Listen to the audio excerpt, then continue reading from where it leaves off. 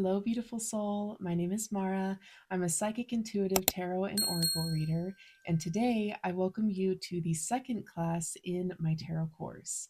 Today we begin the deep dive into the major arcana, beginning with the Fool. Grab your notebook if you're taking notes, grab your Fool card, and let's dive into today's lesson.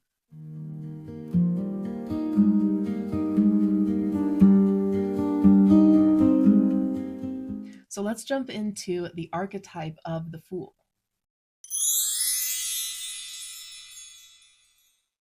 The Fool's archetype really represents a nostalgic return to simpler times. It represents laughter and play being the dominant force behind taking action.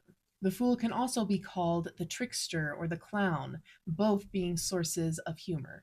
There can be a sad balance to this archetype, being that the Fool's humor can really stem from mental difficulties like anxiety, depression, or other hardships. So you find, as a lot of people tend to do, the Fool using humor to cope with difficulties.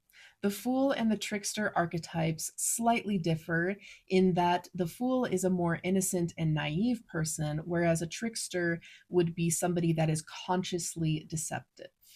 The Fool archetype is found as somebody who dares to be different or dares to step outside social norms. People who are unique or dream big dreams are typically referred to as fools. Historically and societally and even culturally, this does trace back to a lot of different ideas, but one clear example can be found in medieval high court. The Fool was often given special permission by the king to voice the truth, to voice his opinion in a humorous way, of course. This could often lead to, the Fool being beheaded or hung, but typically the Fool was given this permission so that he could say things that normally people would be in a lot of trouble for. And so you find that the Fool speaking out in this way translates to somebody that is speaking against the crowd, somebody that is going against societal acceptedness. So, with that, the Fool can often represent somebody who has values that are rejected by a group of people, a society, or even a culture. This archetype can represent somebody who is very rebellious and therefore is somebody who spearheads big changes in life, whether it's in their own personal life, in their own group of friends, or on a larger scale impacting the world. On another side of the Fool, you can find that some people who have a hard time distinguishing imagination from reality could fall within this archetype.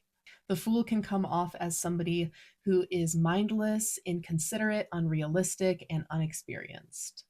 On a higher note, the Fool can definitely represent somebody who has that childlike wonder, who is gleeful, excited, curious about things, somebody who is light on their feet and ready and available for adventure.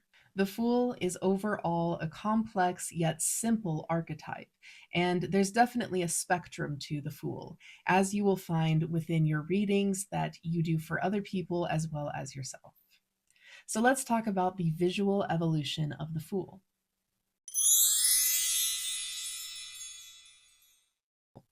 This is a card that hasn't really changed too much throughout history, but there are some differences, especially as it was introduced into the Golden Dawn era. The first version of the Fool that I want to discuss is from the Visconti Sforza deck.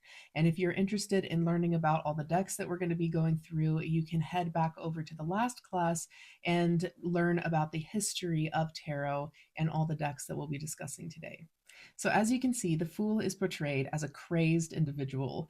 He's got feathers in his hair. He's got this bat that he's holding on to. He's barefoot. He's in ratted clothing. He's not doing well in life. So moving forward, we get to the Solabusca deck, and this is where you really start to see the number 0 come in for the Fool. Beforehand, it was an unnumbered card. It was a wild card, and it just didn't have a number. And as we will later discuss, the Fool can be placed in various places throughout the deck, or the major arcana rather, and it really just depends on the deck that you purchase. But as for this deck, it was number 0. We do find the addition of a French bagpipe as opposed to a baton or a wand or a bat or whatever you want to call what the Fool is holding. We also see the addition of an animal companion in the form of a bird on his shoulder. And so there are some visual similarities, as you know, we see in his clothing, and he's still got feathers in his hair. He still looks very tattered. It's still a very obvious thing that he's not very well off right now. But there are some differences that we can see. Moving forward into the Tarot de Marseille, you find the addition of the dog that we do see carried forward throughout the full depictions. And this was actually added as a popular Swiss or French depiction of somebody that was a vagabond or a nomad in life. And if you are interested in learning more about the art history of this card or the cards in general, I highly suggest checking out my reference list to find a man named Dustin. He does this deep dive on the major arcana as well, and it's beautifully done from the perspective of somebody with a art history background, and it is incredible. So also we see the addition of the satchel that the Fool carries with him on his journey, this little pouch of tools, albeit not a lot of space for the journey that he's prepared to go on. We also see him portrayed in more of a jester uniform, which is a popular part of the Fool archetype. Moving forward, we get to the Rider-Waite-Smith deck, and this is where the Fool really takes its popular form. Nowadays, most decks are based off of this depiction of the Fool. Not every deck is, and you will definitely see that as you buy more decks and involve yourself in reading tarot. The Rider-Waite-Smith deck was highly influenced by the Golden Dawn, and so you definitely see that as a reflection in the clothing that the Fool is wearing. They are still tattered.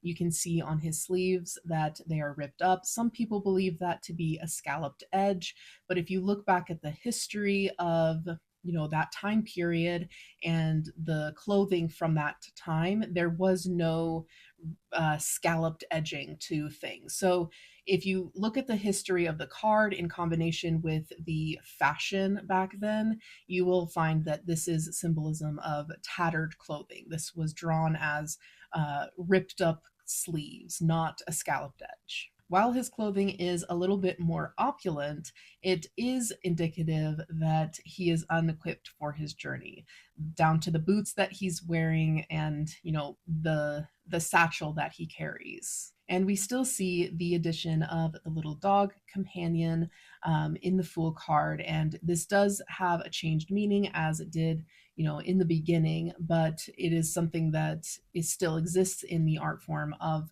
most Fool cards. We also start to see more symbolism like the sun. You have a little white rose. The feathers in the hair come to a feather in a cap on his head. And so there are some significant changes that were highly influenced by the Golden Dawn. So now let's talk about the meaning of the card and how it has progressed into what it is known as today.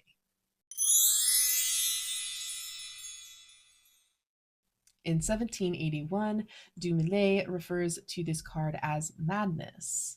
In 1855, Levy describes this card as the sensitive principle, the flesh, eternal life. In 1888, Mathers describes the Fool as the foolish man, folly, expiation, and wavering. Then in 1896, you find the Golden Dawn describing the card as the spirit of ether, the foolish man, idea, spirituality being to rise above the more materialistic life to find enlightenment, unless you are asking about ordinary life, in which case the card would symbolize fallow, stupidity, and even mania. In 1909, Waite depicted this card as folly, mania, extravagance, intoxication, delirium, and frenzy. So now that we've gone over the evolution of the meaning of the Fool, and what it meant to the creators of these very famous decks, we will start to dive into the numerology and break down the symbolism of the card.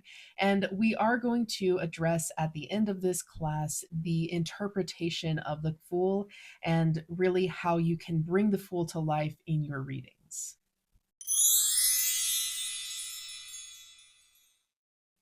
So when it comes to the Fool, the placement of this card is very debated, and some people believe it should be placed at the beginning, some people believe it should be placed at the end, and some believe it should be in the middle. For the simple fact that we are going to be studying the Rider-Waite-Smith interpretation of this card, we are going to be focusing on the number 0. In numerology, 0 is the only number that represents all that is, including all that could be. 0 is very all or nothing, but it is also very limitless. It represents infinite possibilities and barrier-free ideas. Some keywords to keep in mind would be all-inclusiveness, wholeness, infinity, openness and closedness, comprehensiveness, and boundless. So now let's go ahead and break down the symbolism of this card.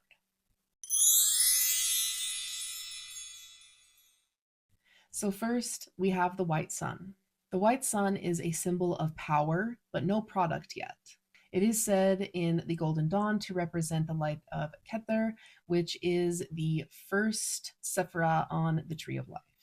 It represents pure enlightenment, the source of all creation. It is also the source of light that illuminates the path forward for this Fool. With the sun being depicted as white instead of a yellow sun, you do find that there is a certain symbolism of faith in the light. There is purity in the Fool's journey, and the universe is definitely shining down on this path ahead. There is also a certain level of serenity to be found in this light. Focusing on the terrain, you do see that the Fool is standing on the cliff and that there are blue snow-capped mountains in the background. The cliff represents the dangers, the obstacles, and the challenges that we are about to face that we are unaware of. Whether that be through ignorance, blissfully being unaware of something, or because of denial. The mountains in the background hold a lot of significance. They represent the challenges and obstacles that we must go through in order to find spiritual enlightenment. With the mountains being blue, it does represent a certain level of subconscious or intuitive influences. So these are not lessons that you're going to be learning through the more materialistic side of life. These are spiritual lessons, intuitive lessons, emotional aspects in life, and challenges that bring us to a more deeper understanding of ourselves. These mountains really symbolize the clarity that you gain from going through ups and downs in life. These mountains being capped in snow is no coincidence. It was drawn on purpose by Pamela, and these do represent a journey of self-discovery. The snow really represents purity, deeper understanding, subconscious understanding of oneself. So the Fool himself is the protagonist in all stories, but he is known as the hero within the Fool's journey. He's also the soul that is seeking human experiences. The tunic that he wears is said to represent the world of experiences, being that our human experiences are something that we gather along the way, but not intrinsically part of our soul.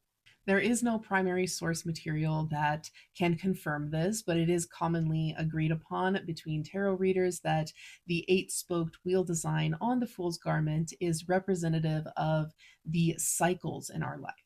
As you will find in the correlation from the Fool card to the Death and the Sun cards, you will start to see that these wheels are often representative of spiritual journeys or returning to zero, returning to the beginning. In other words, reincarnation. They are also often thought to represent the rising sun of the Golden Dawn. There are some people that believe these are flowers or oranges or lemons or even pomegranates. However, in my personal opinion, they are an eight-spoked wheel design, but it's really up to you in what you want to believe. Again, there's no primary source material to let us know what these are. So moving on to the rest of the fool's outfit, we come to the leggings and the yellow boots. The Golden Dawn as a whole was very specific about colors. They had a lot of specific color scales that they would use in their emblem. All of those colors were very specifically and purposefully used to represent something. So while these are not proper attire for a long journey ahead, you do see that the yellow boots symbolize happiness, intellect, positivity. It also represents confidence. A little added layer of my personal interpretation is that for, most able-bodied people, the feet are the part of our body that really propel us forward, including the legs. These are things that are part of us to bring us stability, to get us to where we need to go. So you could say that these leggings and boots really represent somebody that is willing to move towards their desires, move towards their enlightenment. Someone who is clear and confident about their desire to expand. And while we're on the topic of yellow, let's talk about the sky, the background. This was purposeful. It was not just, just a random color that she decided to add into the card. The color of the skies throughout all of the tarot cards, including the minor arcana, are very purposeful. A yellow sky within tarot represents brightness, clarity, illumination, spark of imagination, a certain readiness, and basically the universe's permission or blessing to go ahead with something new. Some people do believe that the Fool has a wreath around his head, but if you zoom in really closely, you can see that the green goes all the way around the cap or the crown of the head. So it's not really indicative, in my opinion, and a lot of other people's opinions, that it is a wreath. It just doesn't make sense artistically. But you get to, again, choose what you want to believe. You will find that alongside other similarities, the red feather is one thing that draws the Fool, the Death card, and the Sun card all together. The red feather is a symbol that is in the cap of the Death, the rider on the Death card, as well as the baby riding the horse in the Sun card. Another layer of my own personal interpretation on the feather is that it is positioned on the head, which is the center of communication. It is where we hold our knowledge. It's the base from where we control the rest of our body. That idea in relation to the color red in tarot being something that symbolizes authority, purpose, strength, ability, power, passion, and importance. It's my opinion that the feather really represents someone who is passionate about their ability to lead themselves forward into this next chapter of their lives. Someone who feels confident in their ability to make this journey forward and follow and trust their new ideas. So then we come to the white rose, which is delicately positioned behind the Fool. So historically, flowers were given as a language, a symbolic language. You had specific colors to represent certain things, as well as specific flowers to represent certain things. There are a lot of interpretations when it comes to this rose. Some believe that it is the rose of joy or the rose of silence on the Golden Dawn emblem. Some also believe that it is a symbol of the Tudor rose. And some believe that it is just a symbol of purity. Another personal interpretation to add into the conversation of this rose would be the position of it. With it being delicately held behind the Fool, one could say that he is about to let it go, that it is something that symbolizes his youthfulness that he's about to lose by going through this very intense transformation, especially if you believe that the Fool links to the Death card, which links into the Sun card, being that moment where the Fool takes this leap, leading to his death and ultimately being rebirthed. So moving on to the white dog, our little animal companion, we do see this as a bit of a symbol of spirituality. It could symbolize a spirit guide, the universe guiding you along your way. It is also often seen as a symbol of faith or sacrifice to reach enlightenment, meaning that we don't really see this friend along the rest of the major arcana. He may have chosen not to jump off the cliff with the fool, or maybe he didn't transcend in the same way as the fool.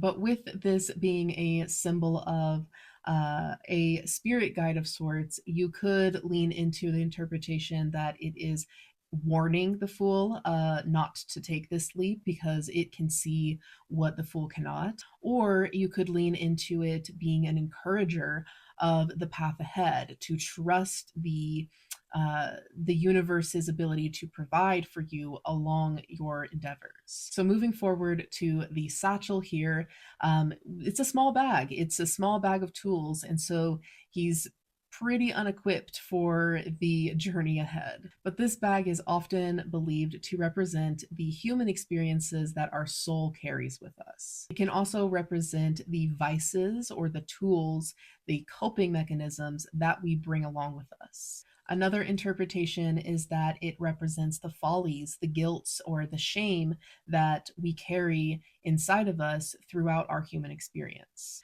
With the satchel being red, it does highlight the importance of these tools. Human experiences, mistakes, obstacles, the vices that we pick up along the way are an important part of our soul's journey and our journey to enlightenment. It is often believed that the symbol here on the front of the satchel is an eagle and that it represents one's ability or willingness to take flight in life.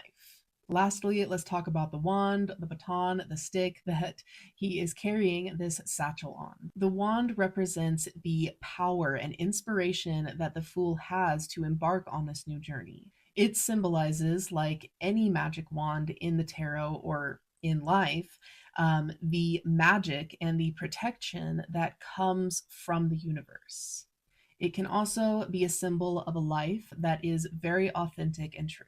So now that we've broken down all of the symbolisms in the card, let's talk about the elements.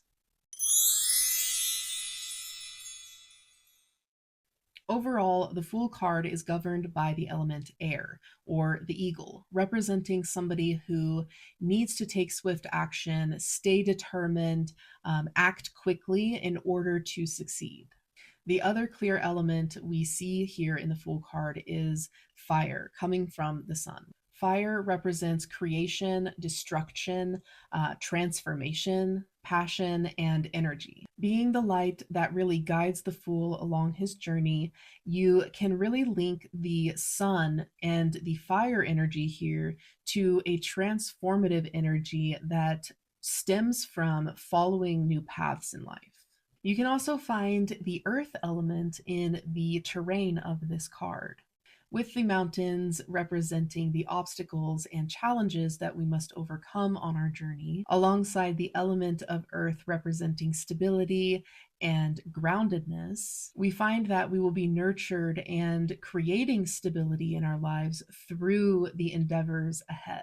So these obstacles deeply serve us in creating a sense of groundedness in our lives. So now that you understand what all of these symbols represent, you understand the history of the meaning of the card, as well as the visual evolution and the archetype of the Fool, let's dive into interpreting the card and bringing the Fool to life in your readings.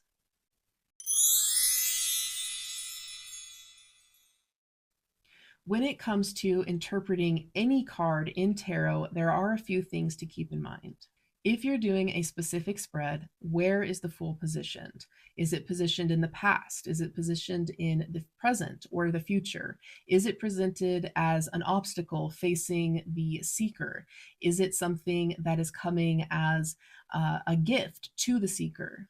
It's also important to note what the question is. What is the context of the reading? You also need to consider the surrounding cards. If you have a lot of cups cards but no pentacles, it may be a bit of a more emotional subject that is lacking stability. And depending on how you read, you may want to consider the position of the Fool, being which way it's facing and what cards it's heading towards. It will also be helpful to consider if the Fool is representing a person, a place, a situation, an energy, or if it's representing a guide. All of those things can be decided through taking your time with the cards and really using your intuition to digest what you are seeing. Remember that it's always okay for you to pause and take a moment to listen to what the card is telling you. I'm a big supporter of building a personal relationship with your cards, so practice being with your cards, being still with yourself and the card that you are interpreting so that you can build a certain communicative relationship with what you are interpreting. But when it comes to interpreting tarot, there's really no wrong way to do it. And the only thing wrong that you could do is to box yourself or another person into a specific prediction about a specific card. So, with that being said, here are a few personal suggestions when it comes to interpreting and reading the Fool. If you're doing a past, present, future spread and the Fool lands in the past position, this would be reminiscent of somebody who began a journey, somebody that really embarked and trusted their intuition to guide themselves forward. It could also represent, depending on the other cards ahead of it, somebody who had made a foolish decision, somebody that made the wrong choice and moved forward without thinking about the consequences.